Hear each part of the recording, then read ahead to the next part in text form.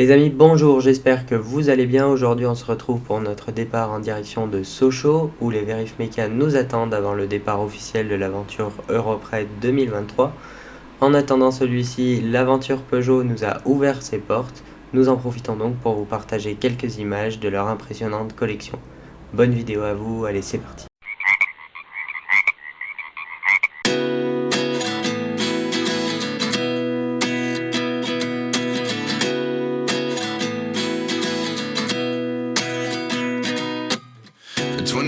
And I find myself wondering what did happen to the land.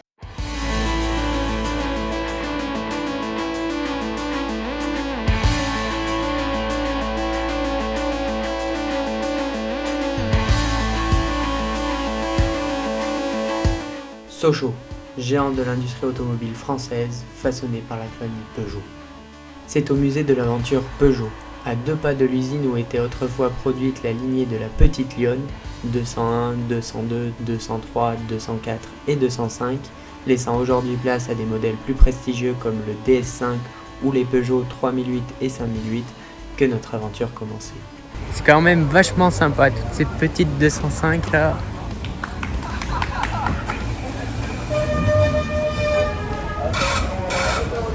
Là on a la pose de la balise.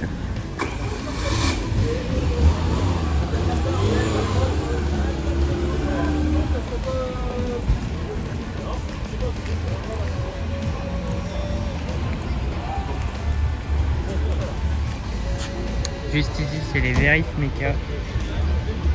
Et là-bas le stand autocollant de voiture. Ça colle.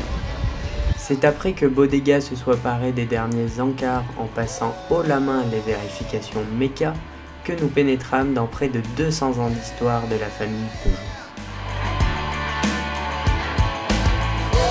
La Petite Lionne fêtant d'ailleurs ses 40 ans, l'une d'entre elles, sa version 1,9 litre GTI de 1993, dans un état irréprochable, était à gagner. Je n'ai malheureusement toujours pas été appelé pour la récupérer. Mais remontons un peu le temps, à une époque où l'on peut commencer à considérer l'automobile comme telle et non plus comme une charrette à moteur. Peugeot sort sa Type 135. Réservée aux classes les plus aisées, elle sera produite à seulement 376 exemplaires entre 1911 et 1913. À partir de 1914, la famille Peugeot contribuera à l'effort de guerre en convertissant une partie de ses usines à la fabrication d'armements. Les années 20 marquent un tournant dans l'histoire de la marque. Robert Peugeot commence à appliquer les principes de production de masse de Henry Ford pour créer sa première voiture grand public, même s'il sort en parallèle des modèles limousines comme la Type 184 Landaulet avec son moteur 6 cylindres sans soupape offrant puissance, souplesse et silence qui ne sera produite qu'à seulement 31 exemplaires. 1929, celle qui sera la première d'une longue lignée à arborer fièrement un zéro central sur sa calandre est née.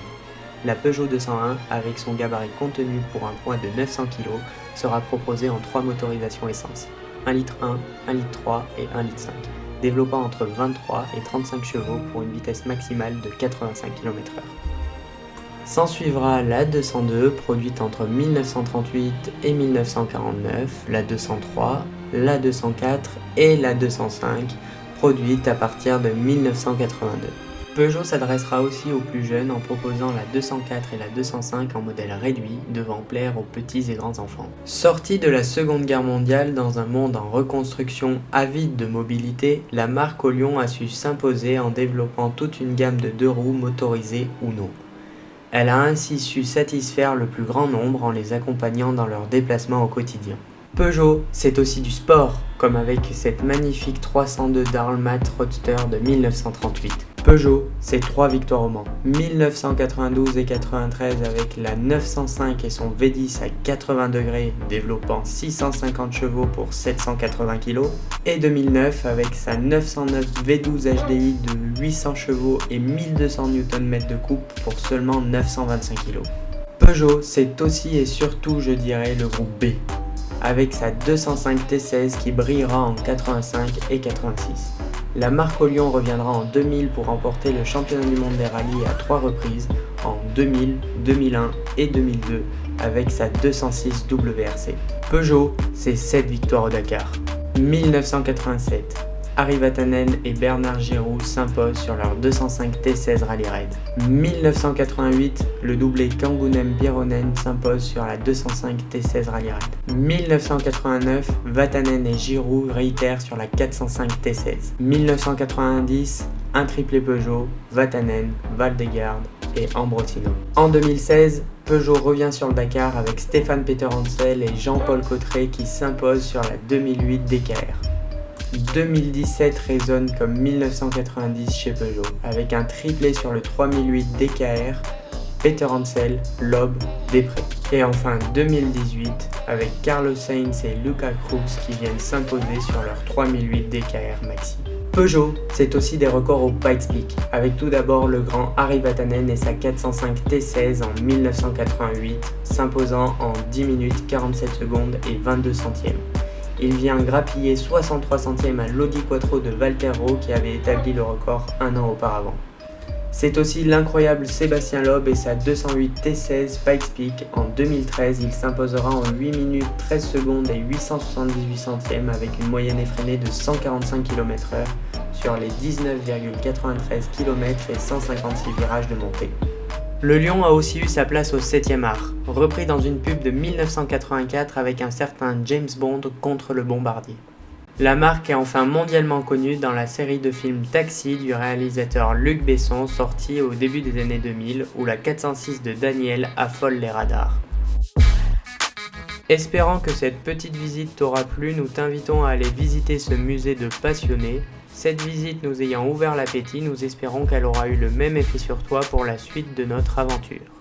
C'est quoi votre bilan pour cette première journée ? Et ben, on va bien manger, donc c'est bon. Hâte de partir. C'est bon, on a le roadbook, on a l'itinéraire. Et moi j'ai surtout faim, moi là actuellement. Ouais. Là, oui. J'ai pas trop envie de partir tout de suite. On a monté les tentes sous la pluie, expérience magnifique. On a gonflé les matelas surtout sous la pluie. Une fois qu'on a eu fini, grand soleil. Sinon c'est pas drôle. Et voilà. Ça nous prépare pour la suite. Bon, et ben mangeons. Bon appétit.